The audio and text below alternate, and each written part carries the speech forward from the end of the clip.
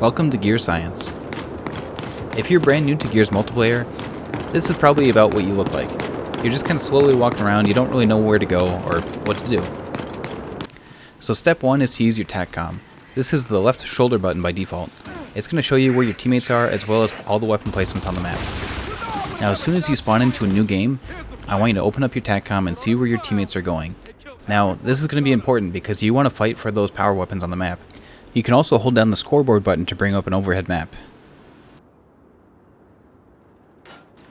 Once you decide what weapon you're going to go for, I want you to run. Do not walk, I want you to run there as fast as you can and try to get into the fight. Another thing to note about Gears is that when you down a player, you actually have to finish them off.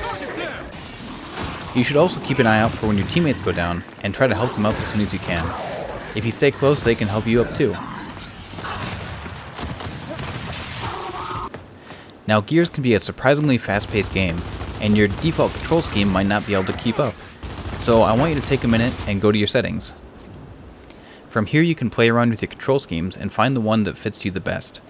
You can also play around with your sensitivity settings, try to find something that's fast enough to react but slow enough that you can control it easily.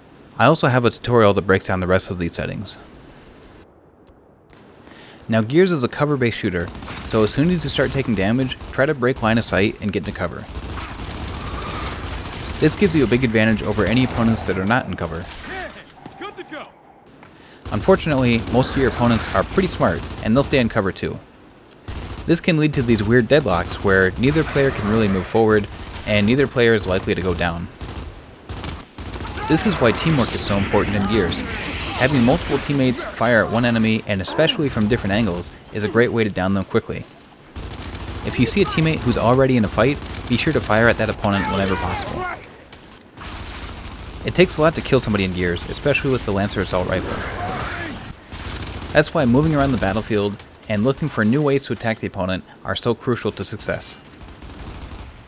Flanking an unsuspecting opponent is also a great way to help the team. Using the Gnasher shotgun to either rush or flank an opponent with their Lancer out can be very effective. Just be sure not to get caught with your own Lancer out.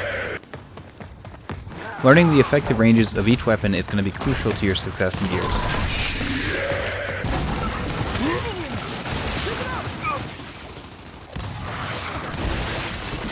That's what I'm talking about! Remember, the Gnasher is a short-range weapon. It doesn't do any good from out there, but it does a lot of good from in here. You should also know that cover can be used offensively, so be careful not to stay in cover for too long, or somebody will rush you with their shotgun out like this. If you do find yourself in a shotgun fight, a simple left to right strafe can be extremely effective. Firing from the hip is also a great way to keep your mobility. A fight like this might look pretty intense, but I break it down in my full strafing tutorial. Since your camera pokes out over your right shoulder, this gives you a distinct advantage when strafing just behind cover on a right-handed corner. This also gives you a disadvantage over a left-handed corner.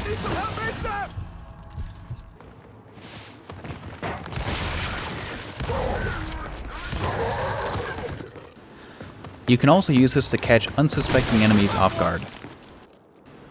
Just be aware that your opponent probably won't fall for it twice. And as strange as it sounds, try to be prepared for the unexpected.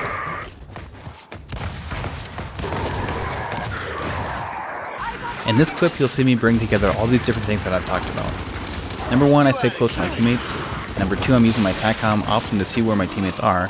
And number 3, I'm often changing weapons for the right job. It's also really helpful if you mark opponents for your teammates. This way, anybody on the map can see where they are. Gears has a surprising amount of depth in the combat, so as you keep playing, you'll keep learning new things all the time. Honestly, it's just a lot of fun if you keep at it. And that's kind of my key takeaway here. If you want to have fun in the game and you want to get better at the game, you just have to keep playing. The more you play, the better you'll be able to read different scenarios, and you'll just have a better time overall. The easiest place to learn is probably in social. This is going to be where the team fights happen less frequently, you'll have more individual opportunities, and the average opponent you'll find there won't be quite as skilled. I'll also recommend that you take the time to record gameplay clips as you play. This way you'll be able to track your progress over time. Be sure to check out the rest of my channel if you want to learn new moves and new ways to outplay opponents. Thanks for watching.